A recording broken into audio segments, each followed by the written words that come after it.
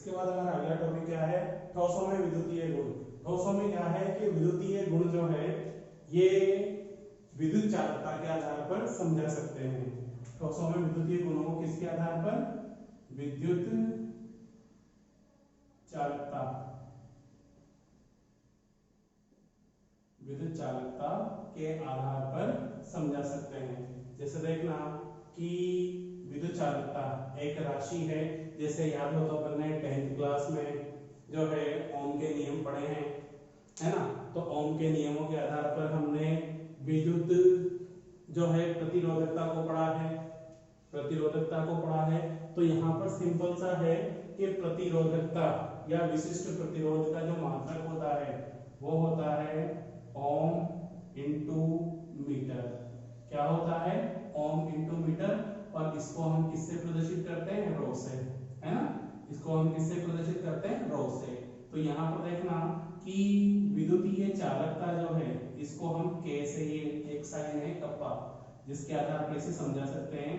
तो इसका अर्थ होता है 1/रो, 1/रो, यानी कि प्रतिरोधकता या फिर विशिष्ट प्रतिरोध का व्युत्क्रम जो है चालक विद्युत चालकता कहलाता है। तो इसका मात्रक ओम इंटू मीटर है, तो ये इनवर्स हो गया, यानी कि कप्पा क्या है यहाँ पर, विशिष्ट प्रतिरोध का व्युत्क्रम, यानी कि 1/ओम इंटू मीटर बराबर क्या लिख सकते हैं इसको, ओम इनवर्स मीटर इनवर्स। क्या लिख सकते हैं इसको, ओम इनवर्स और मीटर इनवर्स। तो इस तरीके से देखना कि विद्युत ये विशिष्ट प्रतिरोध का व्युत्क्रम जो है विद्युत चालकता या विशिष्ट चालकता कहलाता है। तो चालकता के आधार पर जो है हम ठोसों में विद्युतीय गुणों को समझा सकते हैं। अब इसमें आपको याद कुछ भी नहीं रखना, सिर्फ इतना सा याद रखना है कि जो चालक पदार्थ होते हैं, पदार्थ जो है ठोस पदार्थ 3 प्रकार के हो सकते हैं, चालक है, कुचालक है, चालक है, कुचालक है और है अर्धचालक, है ना। तो जो चालक होते हैं उनमें ये जो चालकता परास है वो 10⁴ से 10⁷ ओम इनवर्स मीटर इनवर्स, यानी कि जिन ठोसों की चालकता परास 10⁴ से 10⁷ ओम इनवर्स मीटर इनवर्स होती है, ऐसे ठोस पदार्थ चालकों की श्रेणी में आते हैं। और अगर मान लो किसी ठोस पदार्थ में जो है चालकता 10⁷, मतलब जिनके बीच में तो ये रेंज होगी वो तो होंगे चालक, लेकिन अगर किसी ठोस पदार्थ में ये 10⁷ ओम इनवर्स मीटर इनवर्स अगर ये परास है ना, उसकी चालकता का मान कितना है, तो वह एक उच्चतम कोटि का चालक है। और जैसा कि हम जानते हैं कि चांदी जो है उच्चतम कोटि के चालकों में गिनी जाती है। फिर इसके बाद हम बात करें कुचालकों की। तो ये जो कुचालक होते हैं इनकी चालकता जो चालकता परास है 10⁻⁻20 से 10⁻−10 ओम इनवर्स मीटर इनवर्स, ये इनकी चालकता परास होती है। और जो अर्धचालक होते हैं, अर्धचालक का मतलब क्या है कि ऐसे पदार्थ जिनमें चालक और कुचालक दोनों पदार्थों के गुण हो, अर्थात जो परम शून्य ताप पर तो कुचालकों के समान व्यवहार करते हैं, परंतु जैसे ही ताप बढ़ाया जाता है ना, तो इनकी चालकता में वृद्धि हो जाती है, अर्थात ये चालकों के समान व्यवहार करते हैं। तो अर्धचालकों की जो चालकता परास है वो 10⁻⁻6 से 10⁴ ओम इनवर्स मीटर इनवर्स, ये इनकी चालकता परास होती है। तो इस आधार पर ध्यान रखना, बोर्ड में पहले भी आया हुआ क्वेश्चन है जिसमें आपको करके अर्धचालकों की चालकता परास या चालकों की चालकता परास कितनी होती है, तो आपको ये मान याद रखने, जिसके आधार पर 1 नंबर क्वेश्चन आपका आसानी से सोल्व हो जाएगा। इसके अलावा अगर हम बात करें कि धातुओं में विद्युतीय चालकता, है ना, तो धातुओं में विद्युतीय चालकता, क्योंकि धातुओं में जो विद्युतीय चालकता होती है वो किसके आधार पर, इलेक्ट्रॉनों के आधार पर होती है, क्योंकि जो है इलेक्ट्रॉन ही जो है विद्युत चालकता के लिए जिम्मेदार होते हैं। क्योंकि कोई भी ठोस पदार्थ है या चालक है या धातु है ना, अगर उसमें इलेक्ट्रॉन गमन नहीं करेगा तो इलेक्ट्रॉन के गमन नहीं करने से उनमें चालकता का गुण नहीं होगा, अर्थात उसमें विद्युत चालकता नहीं होगी। तो यहाँ पर विद्युत चालकता को हमने एक सिद्धांत दे रखा है बैंड सिद्धांत। बैंड सिद्धांत के आधार पर हम विद्युतीय चालकता को आसानी से समझा सकते हैं। अब बात यह आती है कि बैंड क्या होता है, बैंड सिद्धांत क्या होता है। तो बैंड सिद्धांत को समझने के लिए हम थोड़ी देर के लिए 11th के एक टॉपिक पे चलते हैं। देखना कि 11th में हमने एक छोटा सा टॉपिक पढ़ा था। 11th का एक हमारा छोटा सा टॉपिक था और वो टॉपिक था अणु कक्षक सिद्धांत। वो टॉपिक क्या था हमारा, अणु कक्षक सिद्धांत। अणु कक्षक सिद्धांत में याद हो तो ये ऊर्जा स्तर होता है, यहाँ पर ये परमाणविक कक्षक होते हैं, है ना, और इनसे ये जो आणविक कक्षक बनते हैं, ये देखो यहाँ पर ये आणविक कक्षक बनते हैं, ये है ना। तो ये तो हो गया एटॉमिक ऑर्बिटल, ये मॉलिक्यूलर ऑर्बिटल और ये एटॉमिक ऑर्बिटल। जिसमें याद हो तो ये तो होंगे BMO बंदी आणविक कक्षक और ये होंगे ABMO विपरीत बंदी आणविक कक्षक। तो ध्यान रखना कि अब जैसे कि यहाँ पर S कक्षक है, अब S कक्षक में तो 2 ही आणविक कक्षक बनेंगे ना, लेकिन P कक्षक 3 प्रकार के हैं, है ना। तो उस हिसाब से क्या कहते हैं, यहाँ पर 3 ऊपर 3 नीचे 6 आणविक कक्षक होते जाएंगे। तो जैसे जैसे क्या होता है कि परमाणुीय कक्षकों की संख्या बढ़ती है, जैसे जैसे परमाणुीय कक्षकों की संख्या बढ़ती जाती है तो वैसे वैसे आणविक कक्षकों की संख्या बढ़ती जाती है और इनके बीच का ये जो ऊर्जा अंतराल है ये भी लगातार कम होता जाता है ना। कि जैसे जैसे परमाणुीय कक्षकों की संख्या बढ़ती जाएगी वैसे वैसे क्या होगा, आणविक कक्षकों की संख्या बढ़ेगी और इनके बीच का ये जो ऊर्जा अंतराल है ये भी लगातार कम होता जाएगा। ऐसी स्थिति में क्या होगा कि जो आणविक कक्षक हैं वो किसका, बैंड का रूप धारण कर लेते हैं, है ना।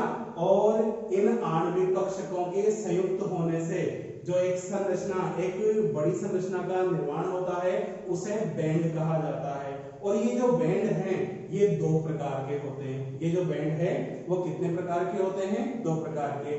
एक तो होता है संयोजकता बैंड, है ना, और एक होता है चालन बैंड या चालकता बैंड, है ना, वैलेंस बैंड और एक कंडक्शन बैंड। तो यहाँ पर संयोजकता बैंड है, एक तो है संयोजकता बैंड, ये संयोजकता बैंड है ना जिसको हम BB कहते हैं, और दूसरा है चालन बैंड, दूसरा है यहाँ पर चालन बैंड जिसे हम CB कहते हैं, कंडक्शन बैंड। तो यहाँ पर ध्यान से देखना कि संयोजकता बैंड और चालन बैंड, संयोजकता बैंड और चालन बैंड ये 2 अलग अलग बैंड होते हैं और इनके आधार पर हम चालक, उचालक और अर्धचालक तीनों की व्याख्या आसानी से कर सकते हैं। देखना किस तरीके से, तो आपको ये समझ में आएगा कि बैंड कैसे बनते हैं। कि जैसे हमने अणुकक्षक सिद्धांत पढ़ा है तो अणुकक्षक सिद्धांत में ये तो होते हैं परमाणुविक कक्षक और यहाँ बनते हैं ये आणविक कक्षक, जिसमें बंदी आणविक कक्षक तो नीचे वाले और ऊपर वाले जो है विपरीत बंदी आणविक कक्षक। जो नीचे जैसे जैसे परमाणुविक कक्षकों की संख्या बढ़ती है तो आणविक कक्षकों की संख्या भी बढ़ती जाती है और इनके बीच का ये ऊर्जा अंतराल है ये लगातार कम होता जाता है। तो ऊर्जा अंतराल लगातार कम होने से ये आणविक कक्षक जो है बैंड का रूप धारण कर लेते हैं, जिसमें 2 प्रकार के बैंड बनते हैं, जिसमें एक तो हो गया संयोजकता बैंड और दूसरा हो गया यहाँ पर चालकता बैंड। तो यहाँ पर संयोजकता बैंड और चालकता बैंड क्या है ना। तो यहाँ पर देखो हम ध्यान से देखें कि हम यहाँ पर चालक कुचालक तीनों को आसानी से समझा सकते हैं। कि ये हमने देखा कि ये जब आणविक कक्षक जो है अपनी संख्या में वृद्धि करते हैं तो यहाँ पर ये इस तरीके से बैंड का रूप धारण कर लेते हैं, है ना।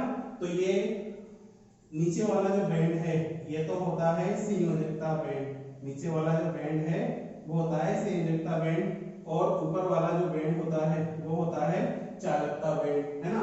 संयोजकता बैंड जो है वो पूरा भरा हुआ या अर्ध भरा हुआ होता है, परंतु कंडक्शन बैंड जो चालकता बैंड है या चालन बैंड है वह रिक्त होता है। अब बात आती है कि ये चालकता के लिए जिम्मेदार कैसे होते हैं। कि सपोज करो कि हमारे पास ये है कुचालक, तो यहाँ पर देखना कुचालकों में क्या होता है कि यहाँ बीच में ये जो ऊर्जा अंतराल है ये बहुत कम होता है, सॉरी बहुत ज्यादा होता है। तो क्या होता है कि कुचालक में ये जो संयोजकता बैंड और चालकता बैंड के बीच में ऊर्जा अंतराल बहुत ज्यादा होता है, तो सामान्य ताप पर भी इलेक्ट्रॉन इसमें प्रवेश नहीं कर पाता है और जब हम ताप बढ़ाते हैं तो ताप बढ़ाने पर भी संयोजकता कोश का इलेक्ट्रॉन जो है ये संयोजकता बैंड का इलेक्ट्रॉन है वो चालकता बैंड में प्रवेश नहीं कर पाता है।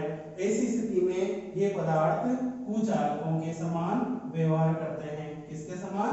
कुचालकों के समान। लेकिन चालकों में क्या होता है कि ये जो संयोजकता बैंड और चालकता बैंड है ये आपस में अति व्यापित होते हैं। ये देखो ये इस तरीके से, अब ये देखो दोनों आपस में जुड़े हुए हैं, इनमें अति व्यापन हो रहा है। जो अपने पढ़ा है 11th में कि इनमें क्या होता है कि जो चालक होते हैं ये चालकों में क्या होता है कि ये जो संयोजकता बैंड है ना, और ये चालन बैंड है, ये यहाँ पर आपस में क्या होते हैं?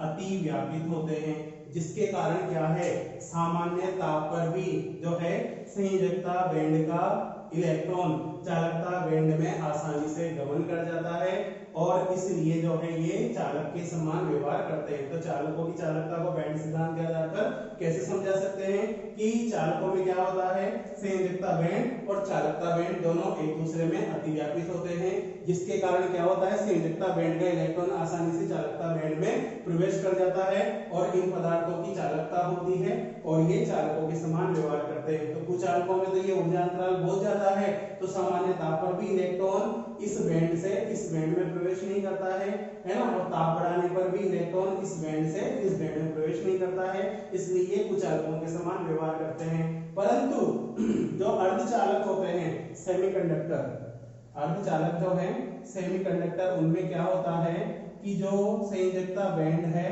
और चालकता बैंड है, ये देखो ये हो गया यहाँ पर संयोजकता बैंड है ना, और यहाँ पर ये इलेक्ट्रॉन इलेक्ट्रॉन ये इलेक्ट्रॉन ये इलेक्ट्रॉन है ना। तो यहाँ पर क्या है कि ये जो ऊर्जा अंतराल है ये बहुत कम होता है ना।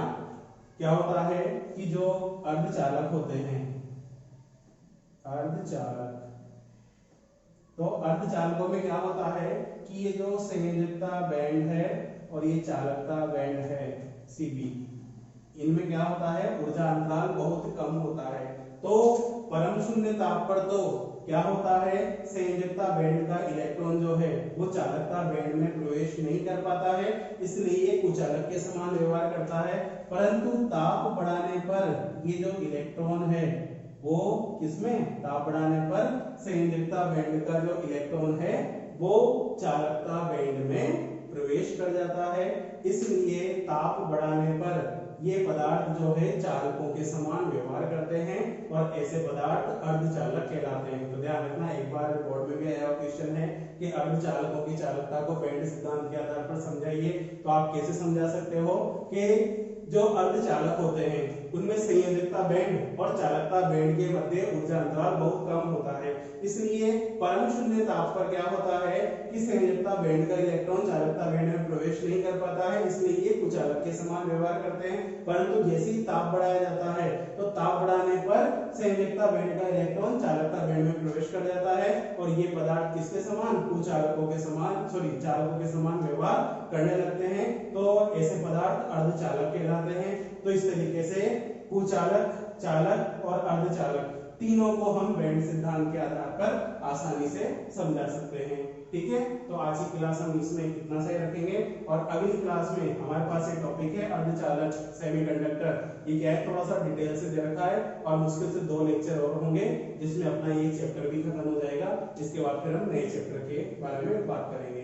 तो इस तरीके से आपको समझ में आया होगा कि ये बैंड सिद्धांत के आधार पर ये धातुओं की विद्युत चालकता, ये धातुओं की विद्युत चालकता जो अपन ने बताई है कि धातुओं में विद्युत चालकता जो है इलेक्ट्रॉनों के आधार पर होती है, अर्थात इलेक्ट्रॉनों के गमन के कारण जो धातुएं हैं वो चालकों के समान व्यवहार करती है और इनमें जो है इनकी चालकता को हम बैंड सिद्धांत के आधार पर समझा सकते हैं, जिसमें 2 प्रकार के बैंड बनते हैं, संयोजकता बैंड हो गया, चालकता बैंड हो गया, है ना।